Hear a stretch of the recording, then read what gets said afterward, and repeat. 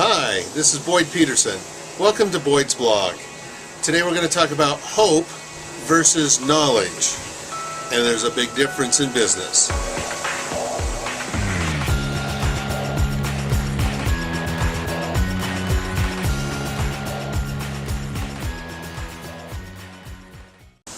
Hi, I'm outside. Today's such a beautiful day. I couldn't resist just sitting out on my front porch and recording this. Let me tell you a little bit about hope and know. Now, the know I'm talking about is K-N-O-W, and of course hope. Hope is something that is in religion is associated with faith, and that is a good thing for religion and for many other things. But when it comes to business, hope is something you should not put in your vocabulary. Let me tell you why. Hope is a killer for you because you don't know what you're doing. You hope you do. You hope that your customer is going to respond. You hope that your marketing is the right marketing. You hope you're in the right medium. These are things you don't want to be saying. You don't want to hope that your message will resound with them, that they will respond to your message. Instead, you need to know that your customer is the exact one that it will respond to your solution and your product or service. This is very important to know. Let me tell you that it's important that you go and talk to your customers. Now, if you don't have customers yet, that's okay. Go out and talk to those. Once you've determined who your customer is, now go find a few of those people. Now you need to target it pretty small. Make sure that you know exactly who you're going after. Anybody with skin is not a good thing for Avon or Mary Kay. You've got to target your message or otherwise it'll get lost in the clutter. Let me give you some tips on how to do this. The first thing you need to do is figure out who is your perfect customer. Can you describe them? Describe them right down to their color of hair, what they wear, what age they are. Get exactly the perfect customer in mind. Then you'll look at also what the category that they belong to.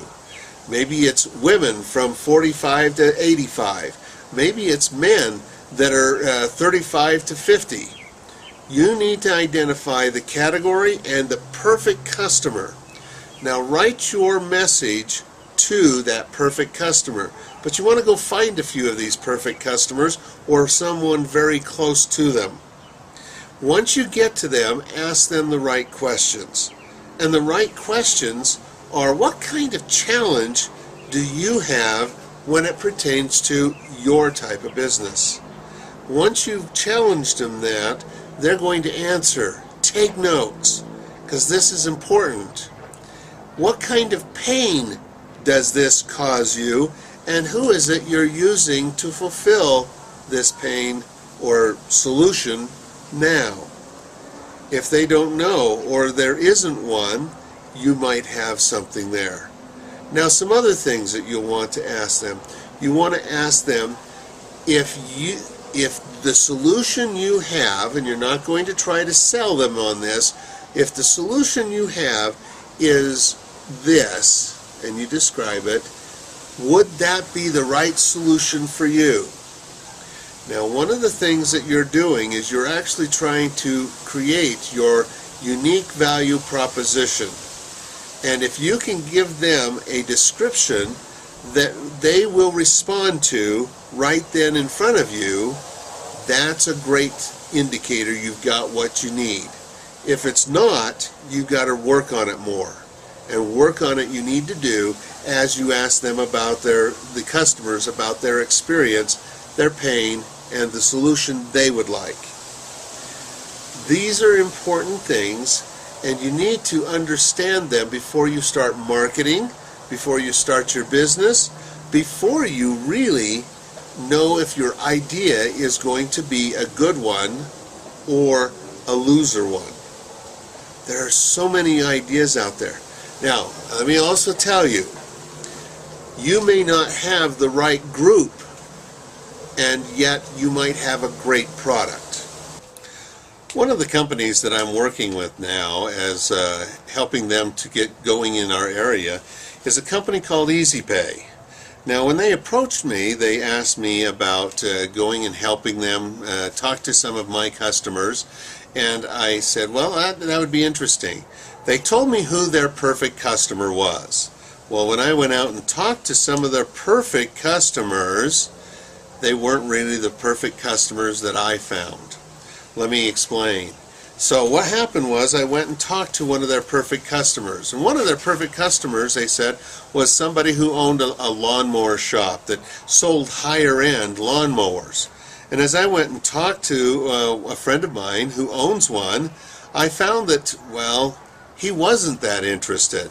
One, he found that people, when they were looking for the high-end mowers, they were generally riding mowers, and they had more money and expendable income. So they did not need to have something that was going to finance it generally. And then a lot of times the companies who manufacture it have their own financing program set up through a bank or someone else. Well, as I went through a lot of their ideal clients, I found that they weren't really the ideal clients for them. I found that this company, they finance, and they're not a lease to own, they're an actual finance, and they work with A credit all the way through E credit, which means they don't have any credit at all.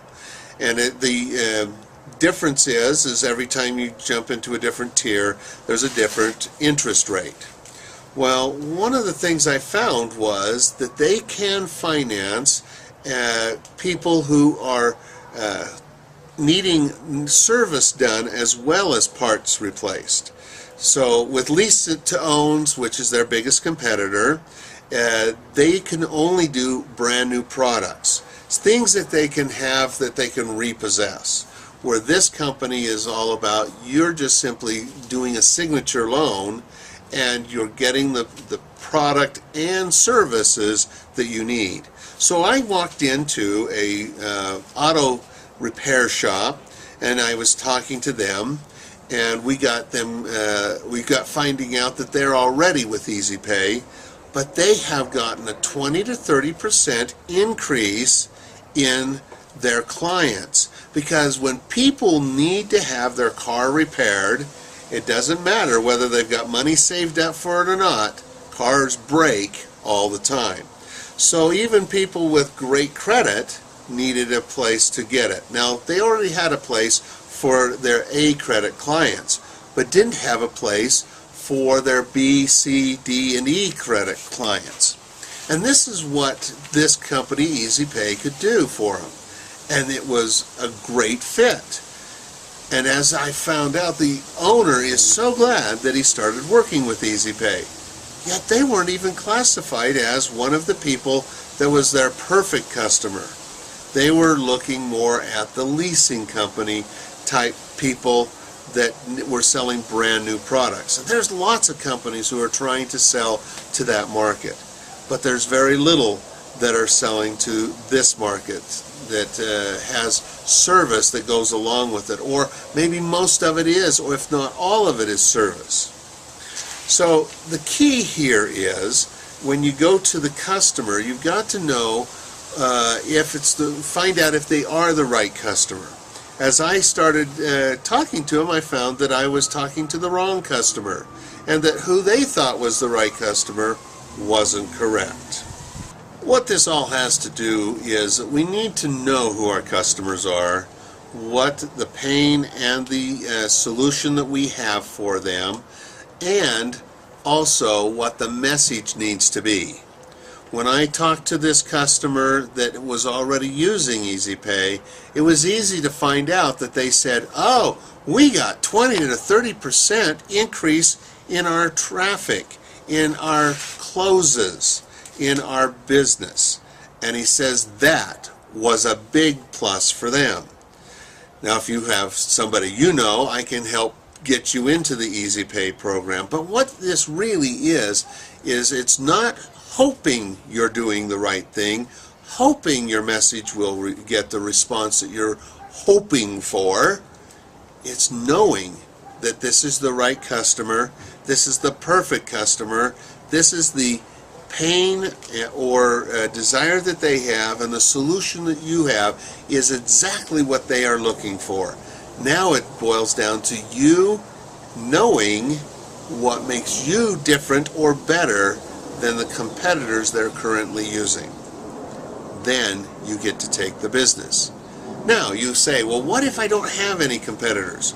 Trust me, you do have competitors, but they may not be direct competitors. Henry Ford, when he first started his automobile manufacturing, said that if I had asked the customers what they wanted, they would have said a faster horse. But what I had was a faster horseless carriage. Now, it took a while for him to catch on, and that's another story for another day. But let me tell you, he found that he did have competitors, and there were two main ones that he identified. One was horse breeders. They didn't want him to succeed because they were making a lot of money off of faster horses. But the second one was the train industry, and they didn't want him to succeed because they were just starting the passenger service that moved people from place to place, and then they would have to find their own way around the city. This gave a much more convenient way of getting to their clients than either of these two. But he had to give the right story that expressed what made him better than any of his competitors. While he didn't have a direct competitor yet, he did have competitors that were out to make sure he didn't succeed. You'll find that if you have that, where you're the only one in your field, there are others who are wanting to stop your success as well. Thank you for today, and I hope to talk to you next week. And I hope you enjoyed this. Please comment. Send me information.